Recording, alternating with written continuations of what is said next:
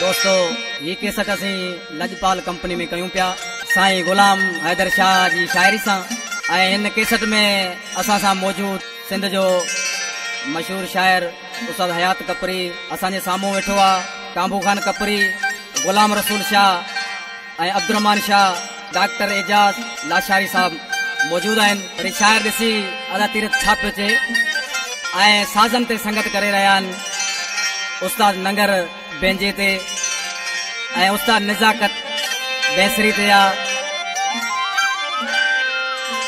बाजे ते उस्ताद मुख्तियार। ये केसट असां पंहिंजे मुर्शिद जी हाज़िरी भरण लाइ पेश करूं था। इंशाअल्लाह उमेद आहे त सभिनी दोस्तनि खे मुरीदनि खे पसंदि ईंदी। खणी शबनम जे कतरनि खे भरे सुरहाण मिलंदासूं।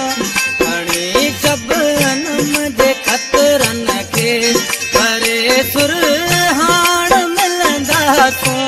सुखनि सां पल न मिलियासूं, दुखनि सां हाण मिलंदासूं।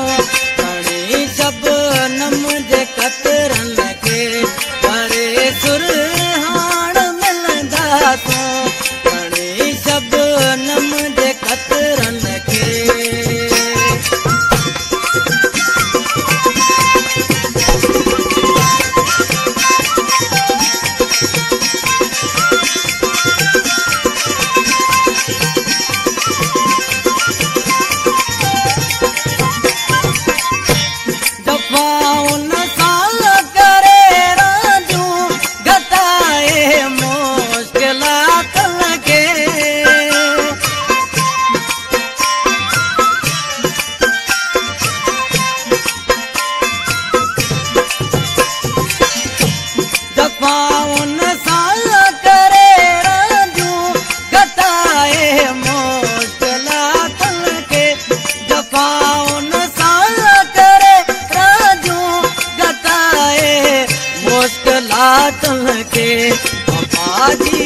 राह में पारस, बाबाजी राह में पारस तेरी पक जान मिलंदासूं। खणी शबनम जे कतरनि खे भरे सुरहाण मिलंदासूं। सुखनि सां पल न मिलियासूं, दुखनि सां हाण मिलंदासूं।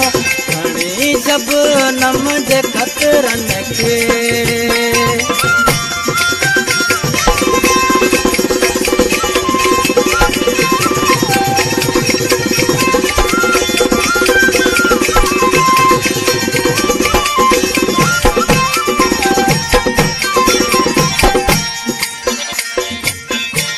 ज़माने साण हलण तकिड़ो खपे थो हाण हर हीले।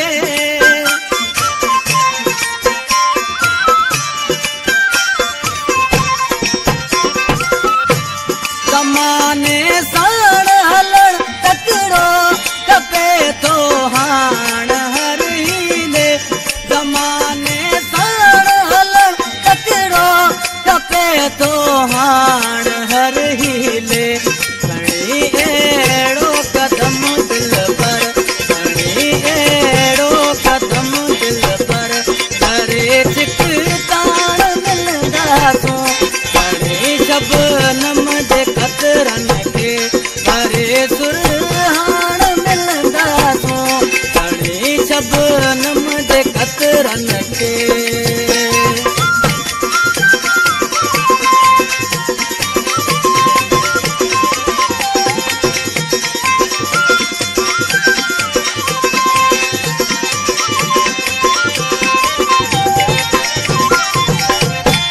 हज़ारे राज दिल में मूं रखी अज़म कयो आहे।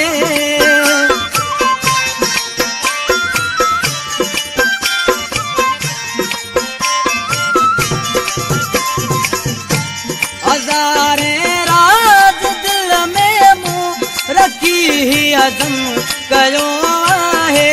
हज़ारे राज दिल में मूं रखी अज़म कयो आहे ज़माने में सजण ज़ाहिर ज़माने में सजण ज़ाहिर करे वाखाण मिलंदा तूं घणी शबनम जे कतरनि खे करे सुरहाण मिलंदा तूं घणी शबनम जे कतरनि खे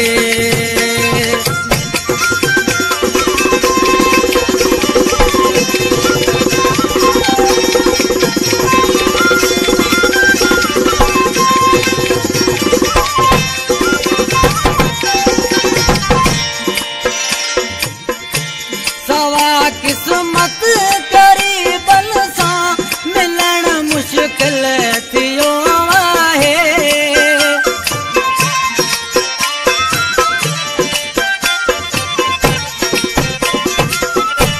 सवा किस्मत करीबन सां मिलण मुश्किल थियो आहे सवा किस्मत करीबन सां मिलण मुश्किल थियो आहे अगर है दर हली हीला अगर है दर हली हीला मोहब्बत साण मिलंदा तूं घणी शबनम जे कतरनि खे करे सुरहाण मिलंदा तूं सुखनि सां पल न मिलिया तूं सुखनि सां पल न मिलिया तूं सुखनि सां मिलंदा तूं घणी शबनम जे कतरनि खे घणी शबनम जे